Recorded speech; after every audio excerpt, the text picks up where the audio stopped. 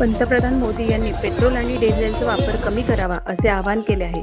त्यांच्या या आवाहनाची अंमलबजावणी सर्वात आधी महापौर आणि पदाधिकाऱ्यांनी करावी अशी मागणी करीत राष्ट्रवादी काँग्रेस शरदचंद्र पवार पक्षाचे राष्ट्रीय सरचिटणीस डॉक्टर जितेंद्र आव्हाड यांच्या उपस्थितीत जिल्हाध्यक्ष मनोज प्रधान यांच्या नेतृत्वाखाली बैलगाडी मोर्चा काढण्यात आला. या मोर्चेकऱ्यांनी महापौर शर्मिला पिंपलोळकर यांना निवेदन देऊन खासगी गाड्यांचा वापर न करता टीएमटीच्या बस गाड्यांचा वापर करावा असे आवाहन केले.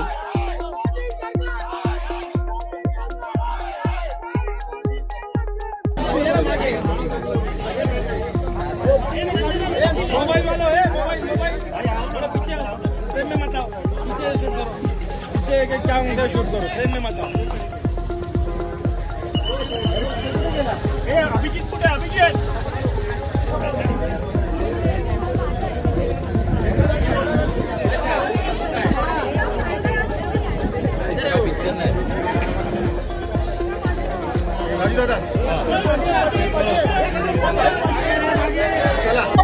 आजच्या देशाला संदेश आहे की या देशाची परिस्थिती काय पातळीवर आणून ठेवली आहे मोदी साहेबांनी. बंगालचं इलेक्शन होईस तर चूप बसले, त्याच्यानंतर सर्व नाटक सुरू झालेलं आहे. स्वतः परदेशी फिरायचं आणि लोकांनी इथे उपाशी राहायचं. एक प्रसिद्ध घोषणा आहे, वारे मोदी तेरा खेल, सस्ती दारू महंगा तेल. आज तेलाचे भाव गगनाला भिडलेत, काय नाही फरक पडत. इथे एकेका मंत्र्याच्या मागे 60 गाड्या फिरतायत.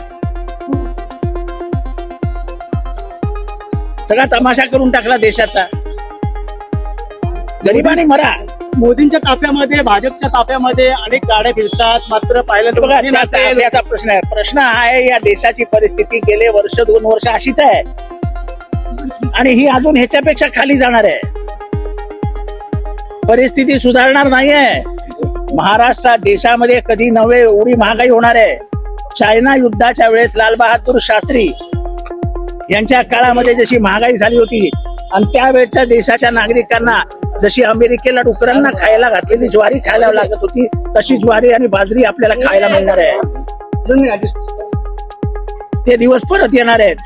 ट्रम्प आपल्याला मदत करणार नाही. ट्रम्प आपल्याला 30 डुकरांना खायला घातलेली ज्वारी, बाजरी, गहू आपल्याला पाठवणार आहे आणि परती दादागिरी पण करणार आहे. युद्धामुळे हा परिणाम झालेला आहे. मात्र पण आपल्याला कळायला नको कोणाची बाजू घ्यायला हवी. इराण आपला मित्र होता ना. जे बोलतात ना की चलो जिहाद करेंगे म्हणून पेट्रोल जिहाद करा. आपल्या गाड्यांमध्ये पेट्रोल भरू नका म्हणा गाड्यांमध्ये आणि फिरा घोड्या गाड्यांवरनं. अरे गरीबाला घोडा पण परवडणार नाही, त्याला खायला काय घालणार, त्याचे पैसे कुठे आणणार. गेल्या काही दिवसापासून महाराष्ट्रात सीएनजी साठी रांगा लागलेल्या आहेत. अहो, याच्या पुढे सगळ्यासाठी रांगा लागतील.